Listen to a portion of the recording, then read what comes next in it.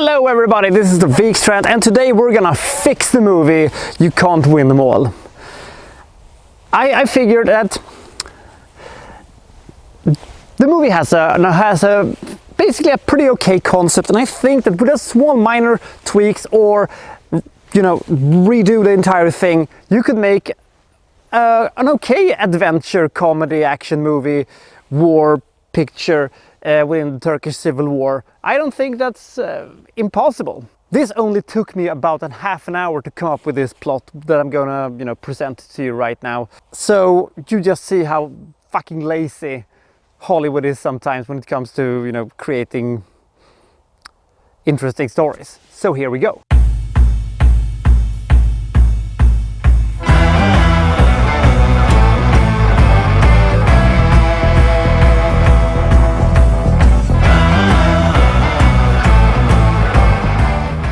The same rule applies to this one as is with all my fixing the movie. It has to be the same budget, it has to be the same year of release, it has to be the basically the same structure of the movie. In some case I can change lots of stuff, but I cannot change the budget or the place. But I can replace basically everything else. But I have to stick with the story that is presented anyway. The synopsis has to be sort of the same anyway. This movie will open with Charles Bronson on his boat. So he's gonna be, running guns and doing stuff like that. And he's gonna, tie his boat to some dock and go into a bar. And then it's gonna, come a lot of soldiers who's gonna say, "Hey, is that your boat? We're looking for somebody who's supplying rebels with guns." So Charles Bronson makes some jokes and does a bit of mind games with them and tricks them into believing that he's someone else, and then he starts a bar fight, and it's a very rousing and amusing bar fight, and then he runs out, and then he runs straight into another bunch of soldiers who was just standing by outside because he's such a savvy guy, and he's thrown into this jail cell, and in the jail cell he starts to wander around, and until he's interrupted by somebody who is lying on a bunk bed, who's saying, "Would you stop walking around?" And it is Clint Eastwood. So I'm scrapping the Tony Curtis Charles Bronson duo. I'm putting this one with two tough guys instead. So 1970 would have been a year in which Clint Eastwood wouldn't have been too expensive to hire, and he did a bunch of European movies at the time, so it wouldn't be impossible to think that he would be in a Turkish British movie from 1970. So we get a little bit of backstory from Clint Eastwood, and he says that he's a sort of soldier fortune guy who has been smuggling arms and been on, unfortunately, the losing side of the both Balkan Wars and the First World War. The Balkan Wars was not the Balkan Wars that was in the 90s, but the Balkan Wars that was a couple of years before World War I, by the way, so you don't get confused. Now he had a master plan with supplying the Sultan's army with guns, but unfortunately he ended up here because of a minor incident with a colonel's daughter. He has three goals: get out of Turkey, 2, alive, 3, rich. He longs for home, and so they strike up a partnership because Charles Bronson has the contacts and he has the guns. They are still out there hidden. So they bribe the guards, and they tag along with the Sultan's army that marches away to confront the rebels and stuff like that. Very soon you sort of understand that this partnership will be troublesome because Charles Bronson is a Greek in this movie. I don't remember if he was a Greek in the last movie also. I didn't think they mentioned that one. Anyway, and Charles Bronson all the time can't help to see that the atrocities that is being made towards the civilian population by the Turkish army, and he sort of says, "Are we really gonna, support this one? Well, if we don't do it, somebody else will." Clint Eastwood says he doesn't believe in anything. He has seen too much conflict and too much war. He doesn't really care. He just wants to get out of Turkey and wants to, be wealthy. So in the beginning we also meet our main antagonist, the major of the Turkish army, who both have scar and eye patch.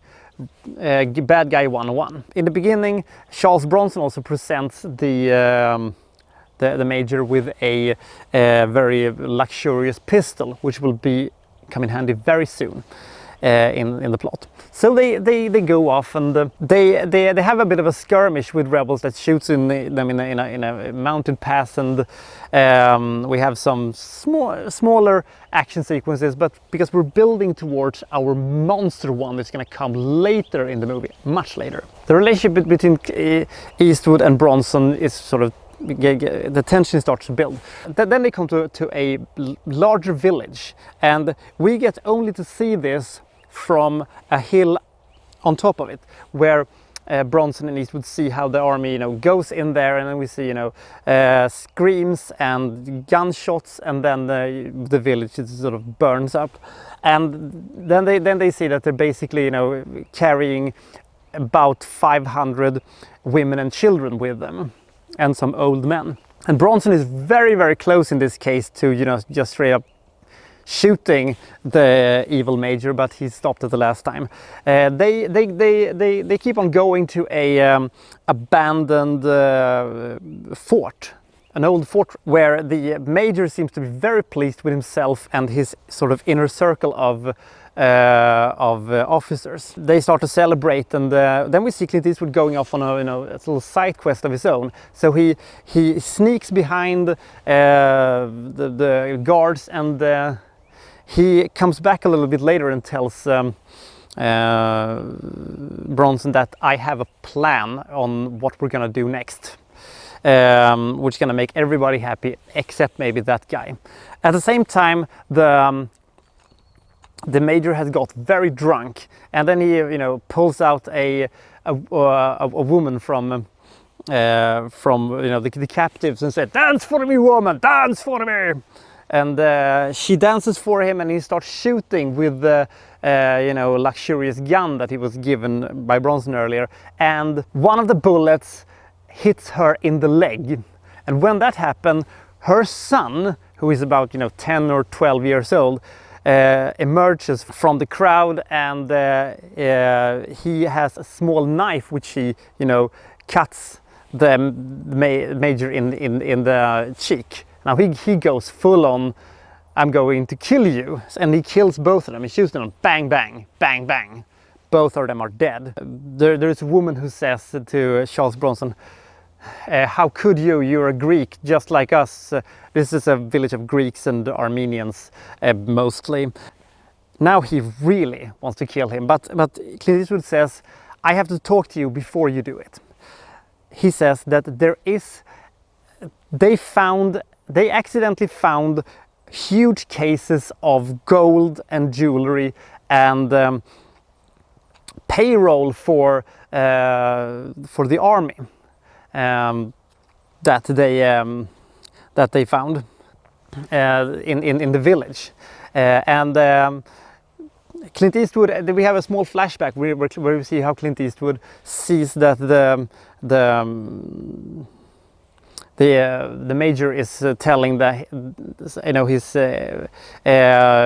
second that he's not only is he gonna take all these things for himself, but he's also going to kill the soldiers and divide up the treasures among his closest allies, the officers. And Clint Eastwood basically says, we have an opportunity here to not only get rich, because if we steal this one, no one's going to notice. If we just can get this one out of here, And Bronson says, yes, on one condition, that we take these people with us. How are we going to do that, says Clint. There are too many. They're going to slow us down. We're going to get killed. We're going to get them killed. We're going to get ourselves killed. But Bronson has another plan. He gathers around a bunch of soldiers that seems not to be, you know, seems to be sort of the underdogs, the bullied ones, who gets to do all the